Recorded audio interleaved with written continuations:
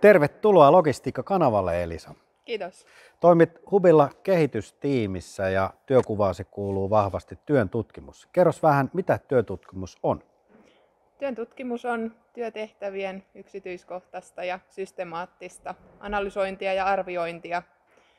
Eli päätavoitteina on yleensä mitata työhön kuluvaa aikaa ja selvittää myös, että millaisia tietoja ja taitoja, työvälineitä työntekijä tarvitsee työn suorittamiseen ja millaisissa olosuhteissa työtä suoritetaan.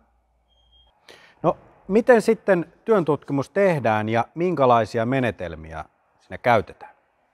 Työn tutkimusmenetelmiä on useita erilaisia ja tutkittava tehtävä määrittää pitkälti sen, että mikä tutkimusmenetelmä on järkevää valita. Erilaisia menetelmiä on esimerkiksi havainnointitutkimus, liikeaikatutkimus, kelloaikatutkimus, erilaiset aikalaskelmat ja standardiaikajärjestelmä. Kuinka paljon työn tutkimukseen on syytä varata aikaa?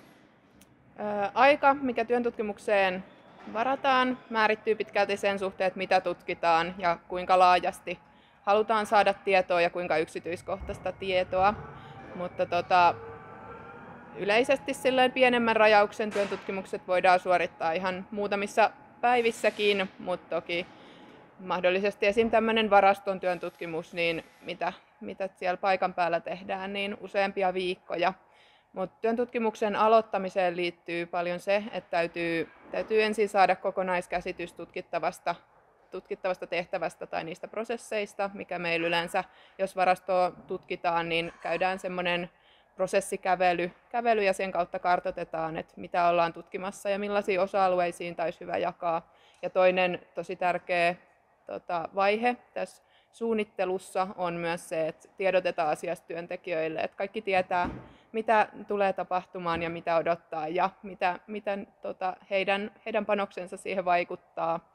Ja yleisesti sit käytännössä, kun aletaan työn tutkimusta paikan päällä tekemään, niin siellä ollaan sit eri prosessin vaiheessa paikan päällä, havainnoidaan, mitä työntekijä tekee.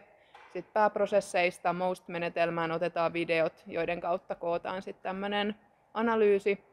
Ja hyvin oleellista on myös sitten semmoinen työntekijöiden haastattelu, että sitä kautta saa aina paljon laajemman käsityksen siitä tutkittavasta tehtävästä ja onko siinä jonkunnäköisiä poikkeuksia tai muuta, mikä sitten siinä tutkimusajankohtana tulee ilmi tai sitten jotain oleellista, mitä jää sitten huomioimatta silloin.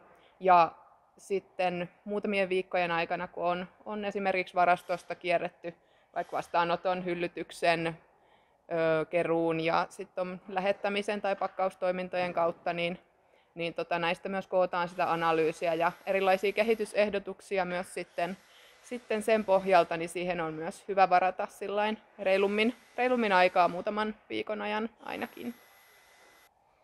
Mihin kaikkeen työn tutkimusta voi hyödyntää? Työn tutkimuksen avulla saadaan paljon arvokasta tietoa prosessien kokonaisrakenteesta, käytössä olevista työmenetelmistä ja työvälineistä, olosuhteista. Eli työn tutkimuksen tuloksia voi hyödyntää esimerkiksi layout-muutoksiin, prosessien tehostamiseen, myös ergonomiaan, eli saadaan sitä kautta myös tehokkuutta, työhyvinvointia ja myös taloudellista kannattavuutta. Kerro muutamalla esimerkillä, minkälaisia kehitysideoita työn tutkimuksen avulla on löydetty?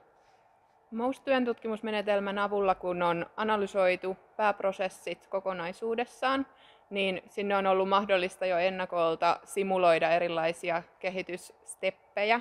Eli ihan voi olla yksinkertaisiakin pieniä asioita, esimerkiksi työvälineiden säilytyspaikat on siellä, missä niitä käytetään, ne on ergonomisella korkeudella. Sitten myös tämmöiset turhien askelten vähentämiset pienillä layout-muutoksilla.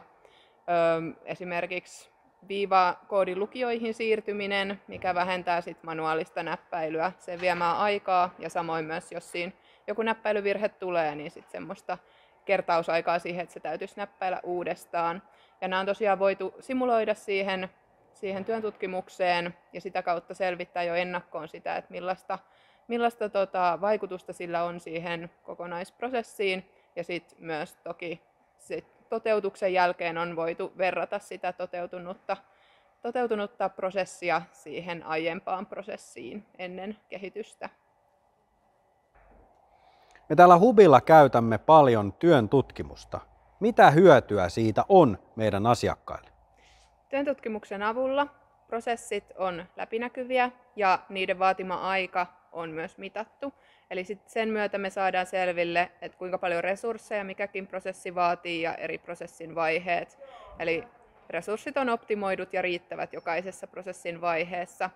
Samoin varmistetaan, että ergonomia ja turvallisuus on kunnossa, eli työhyvinvointi paranee ja kun prosesseista asiakaskin saa näkyvyyden niihin, niin sitä kautta voidaan myös varmistaa, että prosessit on asiakkaan toivomat, eli sen myötä laatu paranee ja virheet vähenee. Kiitos Elisa, että olit mukana Logistiikka-kanavalla ja kiitoksia asiantuntevista lausunnoista koskien työn tutkimusta. Kiitos. Ja kiitos teille hyvät katsojat, että olitte jälleen kerran mukana Logistiikka-kanavalla. Pistäkäähän meille kommentteja ja toivomuksia tuonne alas, niin pyrimme ne toteuttamaan. Ja ei muuta kuin seuraavaan kertaan ja pysykää kanavalla!